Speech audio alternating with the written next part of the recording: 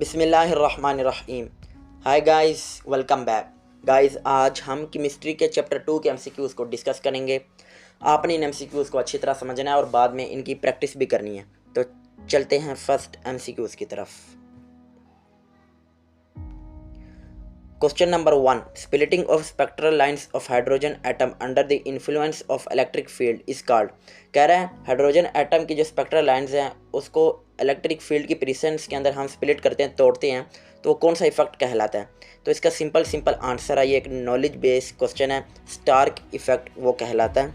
क्योंकि एक knowledge base है, ये एक डेफिनेशन है, ये आपने याद कर लेनी है, पेपर में आ सकती है।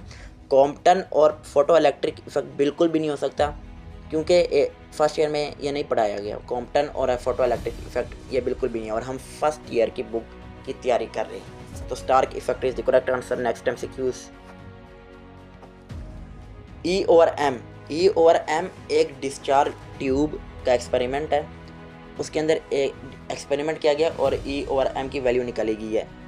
E over m value for positive rays is maximum 4। कह रहा है ई ओवर एम की जो वैल्यू है, जो एक्सपेरिमेंट के अंदर निकाली गई थी, वो किसके लिए मैक्सिमम है? वो सिर्फ और सिर्फ हाइड्रोजन के लिए मैक्सिमम है, क्योंकि डिस्चार्ज ट्यूब के एक्सपेरिमेंट के अंदर सिर्फ हाइड्रोजन का जिक्र किया गया, ना हीलियम, ना ऑक्सीजन, ना नाइट्रोजन का जिक्र किया, सिर्फ हाइड्रोजन का जिक्र किया है। इस वजह से आपको फ़ौरन ही हाइड्रोजन को पिक कर लेना चाहिए। Hydrogen is correct answer. Next MCQs.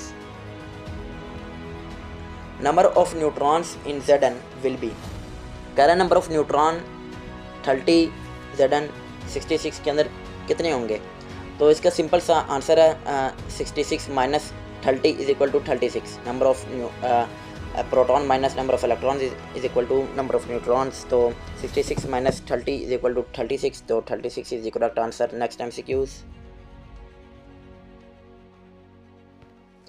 Which of the following electronic configuration represents an element that forms simple ion with a charge of -3?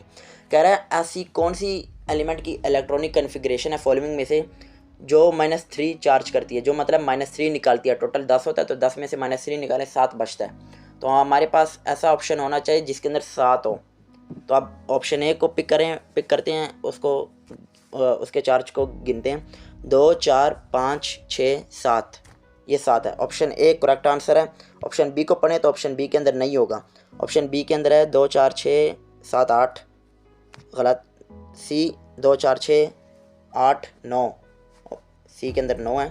D मेरे ख्याल से 10 पूरा होगा। 2, 4, 6, 8, 10, डी के अंदर 10 है। तो option A is the correct answer. Next MCQs. Question number 5 कह रहा है विच ऑफ द फॉलोइंग सब शेल्स डो नॉट एग्जिस्ट। कह रहा है ऐसा कौन सा सब शेल है जो एग्जिस्ट ही नहीं करता, इस दुनिया में है ही नहीं, हमारी केमिस्ट्री की किताब में कभी जिक्र ही नहीं किया गया, जिसको कभी निकाला ही नहीं गया। तो एक सिंपल सा आंसर, सिंपल से आपको ट्रिक बताता हूँ। SPDF, पहले S आता है 1S जो 1 से शुरू होता है, फिर P आता है, P 2 से शुरू होता है, D 3 से शुरू होता है, और F 4 से शुरू होता है। तो 6F हो सकते हैं, 4 से शुरू होता है, ऊपर जा सकते हैं। 1S है। 1P ये बिल्कुल नहीं है, क्योंकि P होता ही 2 से शुरू होता है, तो ये बिल्कुल नहीं है। तो C वाहिद है जो एग्जिस्ट नहीं करता, और FD भी है। तो C is the correct answer. Next MCQs की तरफ चलते हैं। How many electrons and orbital can accommodate. एक नॉलेज बेस्ड क्वेश्चन है कि ऑर्बिटल हमेशा 2 इलेक्ट्रॉन अकोमोडेट करते हैं, ना 14, ना 10, ना 6, ओनली 2। तो करेक्ट ऑप्शन हमारे पास 2 है। Next MCQs. All quantum numbers are obtained from Schrodinger wave except. कह रहा है सारे क्वांटम नंबर स्क्रोडिंगर वेव से लिए जाते हैं, ऐसा कौन सा जो नहीं लिया जाता, जो वाहिद है जो नहीं लिया जाता, जो वक्र है। तो option A principal quantum number, option B magnetic quantum number, option C spin quantum number, option D azimuthal quantum number. ये एक नॉलेज बेस्ड क्वेश्चन है, आप थ्योरी पढ़ें, इसमें कोई फार्मूला अप्लाई नहीं होता, ना आपको मुझे समझाने की ज़रूरत है। थ्योरी पढ़ें, केमिस्ट्री की फर्स्ट ईयर की बुक उठाएं, चैप्टर 2 है, पढ़ लें। क्वांटम नंबर्स उसमें लिखा हुआ है साफ साफ, स्पिन क्वांटम नंबर वाहिद है जो स्क्रोडिंगर वेव से नहीं लिया जाता। तो correct option spin quantum number है। Next MCQs. The frequency of photon is.